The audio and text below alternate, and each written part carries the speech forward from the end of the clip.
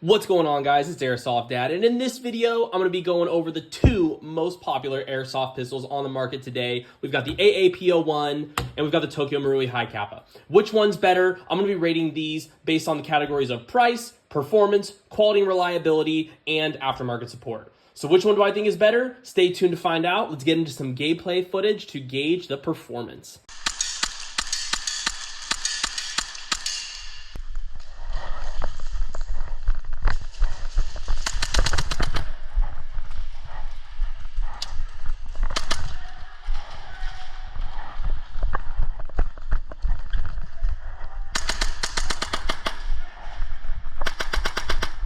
Bang, bang!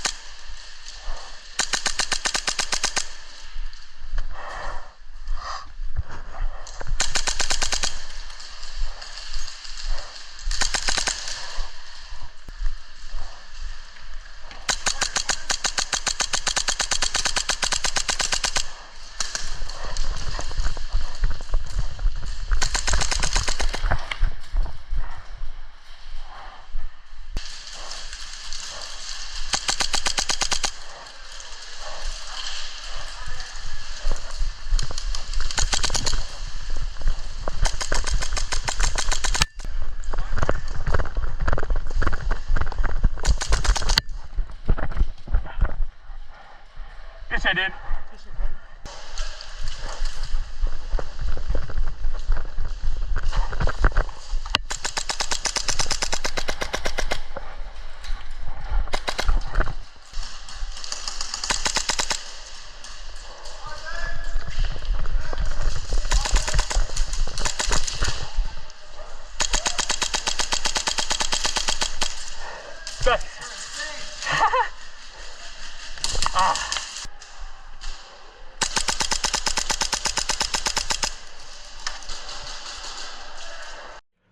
Okay, so after looking at the gameplay footage, I think it's safe to say that these two replicas, since they're similarly modified, I think that performance is very, very similar. I would give the Hicapa a 9, and I'd give the AAP an 8. And the only reason why I'm giving the Hicapa a higher score is even though it has this slide, a fully reciprocating slide, and the AAP only has this bolt, the fire rate and the recoil or the cycle rate on the Hicapa is quicker. And I think a lot of that has to do with the trigger, but it just feels better too. So it cycles faster. It feels better when you're firing in rapid succession. That's why I'm gonna give the Hicapa a 9 and I'm gonna give the AAP an 8. So, really quickly, this next part is going to be very, very easy to go over, and that is aftermarket support. They both get a 10. And the reason why is every single part that you see here can be replaced. The uppers on both of these is fully customized. Besides the nozzle, right? But you can get aftermarket nozzles pretty much at any airsoft store. You can get grips, you can get you can deck these things out and get aftermarket parts from any airsoft retailer. Any of these parts can be replaced. The AAP, I see a lot of cool things like carbine kits and different gun styles. That's something that the Hicapa cannot do, but I'm also not going to increase the score on that for the AAP for the sole reason of those kits don't do anything. Like, they're literally just like an extra stock, oh, cool. But it's, at the end of the day, it's still the pistol. So I don't really even count those as aftermarket parts. So in my eyes, these both get a 10 for aftermarket support. These things can be modified to however you like, whatever colors and cool things you like. You have performance parts galore. So yeah, both of these get a 10 for the aftermarket support. All right, so before getting too deep into the video, I'm gonna do a teardown on both of these replicas. Obviously, they've been very heavily modified, so I wanna explain what modifications I made. And then while I'm doing that, I'm gonna talk about the build quality, some things I like and things I don't like. So I'll start with the AAP01. I'm gonna take the mag out and I'm gonna separate the upper and the lower, which this is one thing I really like about the AAP01 is teardown is super easy. You just press this button right here and it should lever up and then you just pull it off. Done. Upper, lower, separated. So in the upper, we have the, this is the Fuku 2 upper. It comes with a little outer barrel thing you can see in there. It just matches really well. I kind of like the gold. It's cool. Very expensive for what it is. But this is the CTM V2 lightweight bolt. It has the full auto functionality, which is kind of nice as well. I never use it, but it's kind of nice that it's there. CTM charging handle, which does nothing for performance. It's a stock nozzle. Now, one thing about me is I'm a big believer in you mess with the nozzle, you're gonna have issues. A ton of people that have come to me at the field or even like YouTube videos or posts I'll see on Reddit where people are having issues with a gun. Most, if not all of these issues, especially with like gas leaks or seal leaks and stuff like that, a lot of the issues is with the nozzle. Like aftermarket nozzles don't do anything. Just treat them as replacement parts, okay? Take my word for it. I built a lot of pistols. Mess with the nozzle, you might have issues. So stick with the stock nozzle, treat the aftermarket nozzles as replacement parts. Okay, now back to this. I have the ASG CNC hop-up unit, which is really, really nice. It clicks, you hear that click? Look at this. Oh my God, that's just great, I love it. Clicks into place, it locks in, so some of the issues that you have with other hop-up units is the hop-up changes throughout the game. I've never had an issue with this hop-up, it's great. The inner barrel is a Maple Leaf Crazy Jet, has a little bit of poke on the outer barrel, but that's okay, the tracer covers it and the tracer still works. The bucking is a 70-degree Maple Leaf Decepticon, which is the same bucking I use in all of my pistol builds. It's got a 150% nozzle spring, which you can kind of see in there. I really don't feel like taking this out right now. I mean, if I want to, it's literally just 2 screws, it's fine, but I just don't want to. And then it's short stroked with cow short stroke set. It's got 2 buffers, and I think it's 150% spring, so pretty standard stuff. So that's the upper, that's all the mods I did in the upper. There's literally the only thing stock in here is the nozzle. So yeah, down to the lower, I have the CTM speed trigger, which I don't like. I'm gonna talk about that in a little bit too, and the cow steel hammer set. So all in all, this cost me about $700 to build. If you count the adapter, it's about $800 to build a fully decked out AAP01. The only thing that's not stock here is the actual grip. Everything else is aftermarket parts and upgrade parts, so you'd say.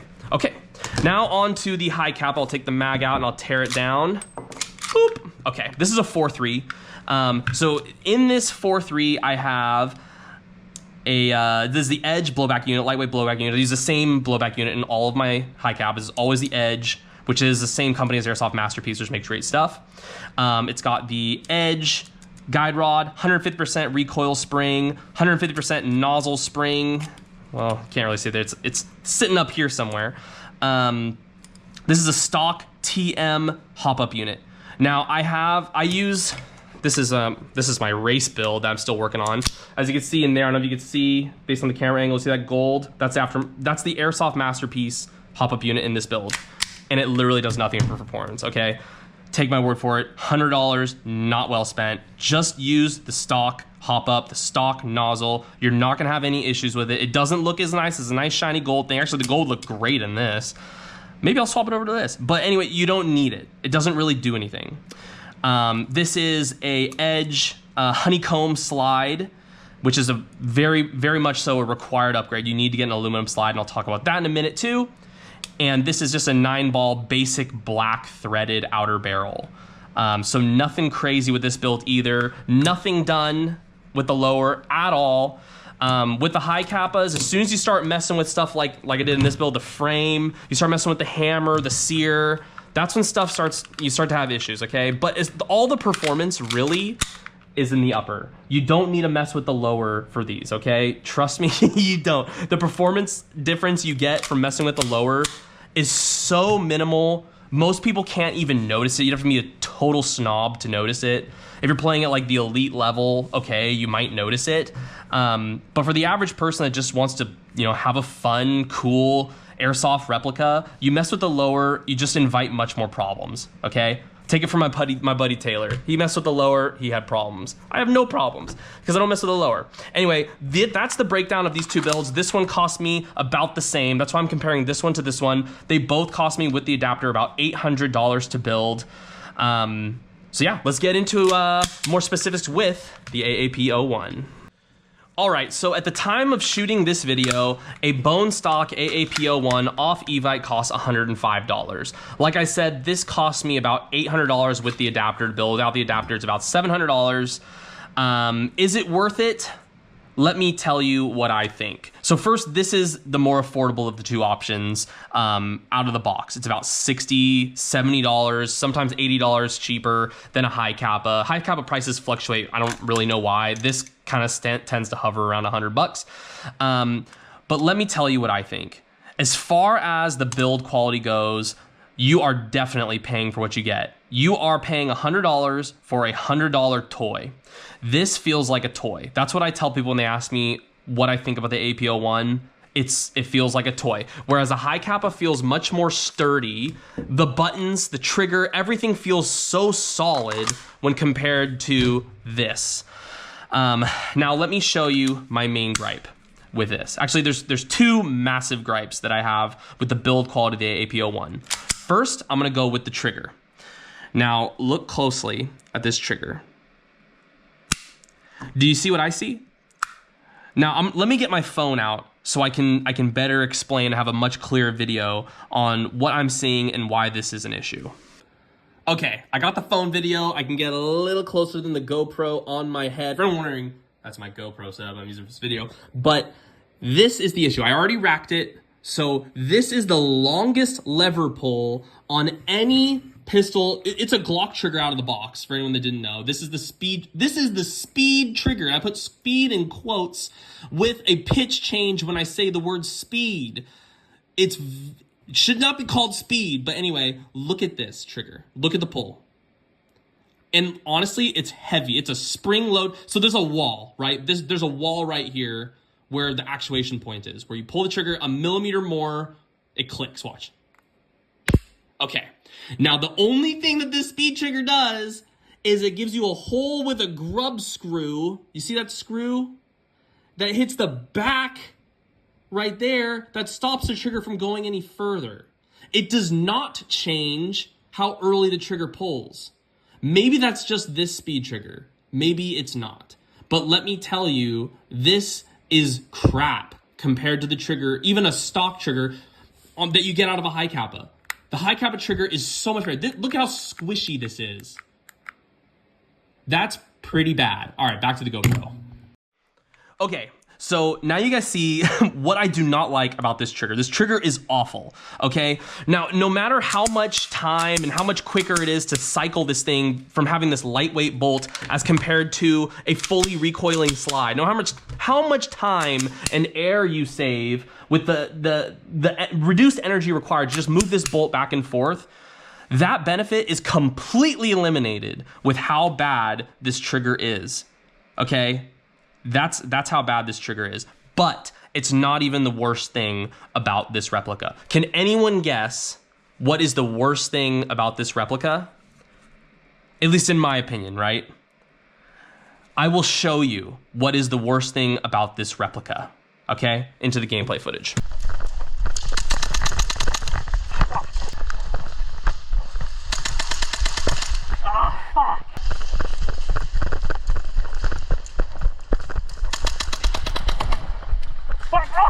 Really? Okay, now as you can see, the mag release is my least favorite thing about this replica, okay? The mag release. Now, I hold my guns like this. You see how I hold it? This is how you're supposed to hold it. My thumb is literally on the mag release, and that's not an issue because my thumb's on the mag release with the Hicapa as well, right? But the problem is you don't have to push this in all the way for the mag to come out. If you push it even a little bit, it will come out. Let me demonstrate. What's good about this is you can see exactly how far I'm pushing it in because it comes out on the other side, right? You can swap that. It's like an ambidextrous thing. That might solve my issue, actually, now I think about it. But anyway, look at this. Watch, I'm gonna put the mag back in, and you will see that if you just press it a little bit, not even all the way, you press it just a little bit, the mag comes flying. Here's my thumb. Watch this. It's not, look at that. Boom. I would say not even half the distance, the mag comes right out. Now, coincidentally, every time I'm playing and I'm about to get a 5-piece McNugget on the field and I'm about to pop some people off, I press the mag release because I'm, you know, the adrenaline's going, I'm squeezing my gun nice and tight, I don't want to miss. Boom, mag comes out, walk back to spawn, do it all over again.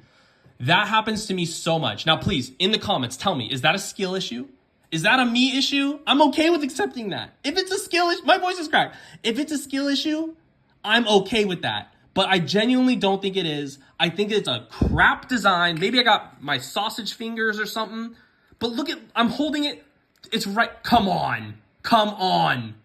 Give me a better mag release. Look at this. With the Token I'll do the same thing. Here's the Hicapa, right? Here's the mag release.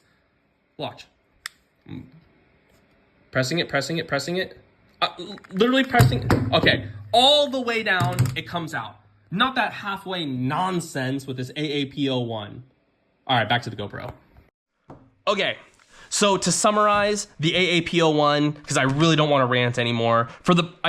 Price out of the box, it gets a 10 out of 10. It doesn't get any much cheaper. For quality and reliability, it gets a 2. And the only reason why I didn't give it a 1 is because I feel like a 2 is much more impactful. Like a 1 is just like I'm disregarding it. It's off the table. No, it's so bad it doesn't even deserve a 1. It deserves a 2. And here's why. This hammer right here, this is the Cow steel hammer set.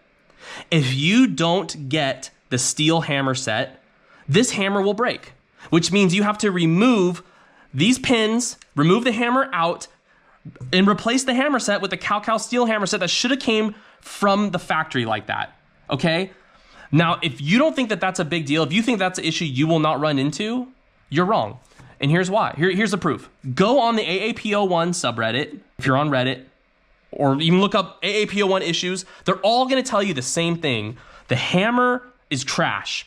People, like the friction from the bolt or whatever will file this down to the point where it won't fire anymore, or the full auto firing pin will be the only thing that works. So you put the gun in semi and it'll only fire in full auto. Okay, that's how bad it is. All right, so build quality and reliability, it gets a 2. And the reason why it gets a 2 is because of the hammer set and how cheap it feels. The gun does not work out of the box reliably. It just doesn't, okay?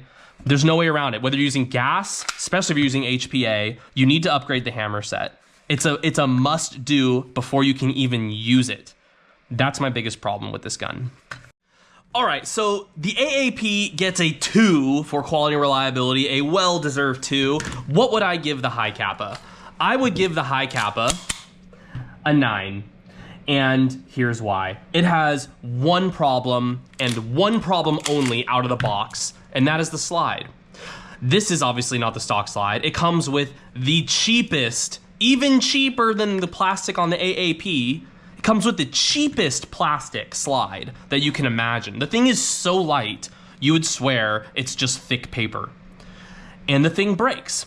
So while the AAP's problem is the hammer breaking, which I would say is a much more annoying problem to have than the slide breaking, because the slide can be replaced in about 30 seconds.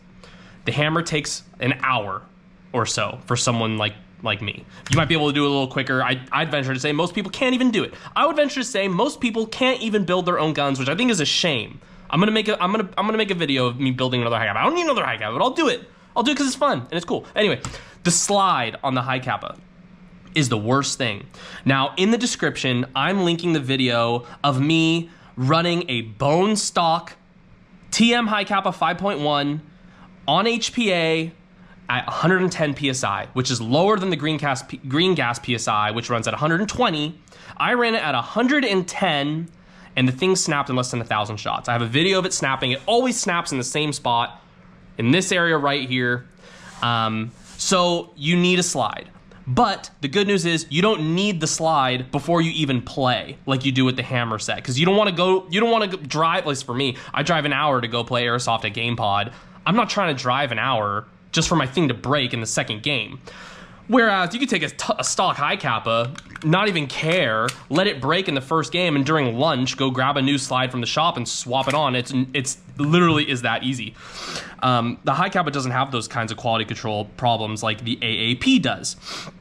And also, running a stock Hicapa on HPA is super fun because the slide is so light, the thing cycles faster than you could even imagine. Way faster than a fully decked out one. It's crazy. It's awesome. It's really, really fun. Highly recommend. You get a bone stock Hicapa, and if you want to run HPA, run it HPA until the slide breaks. It probably won't last that long, but have fun with it while it lasts. So quality and reliability wise, the slide is the only glaring issue with this thing. All right, guys, so to summarize this video, would I recommend the Hicapa over the AAP? Absolutely. The Hicapa is just better in pretty much every single way. I would say that if you're looking for a more affordable option, if you're looking for something really cheap, if you're short on cash, I would say don't even bother with the AAP. Like, you could get it now, but I've always lived under the motto, buy once, cry once. Just save up your money and get something way better that's gonna last. You're not gonna have issues. It performs better. And truthfully, I mean, come on. Like, look at that. Like, look at how cool the Hicapa is compared. Anyway, that's besides the point. Okay, so if you enjoyed this video, give it a like. If you didn't enjoy this video, tell me in the comments why. I'm gonna wrap it up with my cheater of the day footage. If you're a cheater or a camper, you are a weenie. Stay tuned for the next video, and I hope you guys have a great day.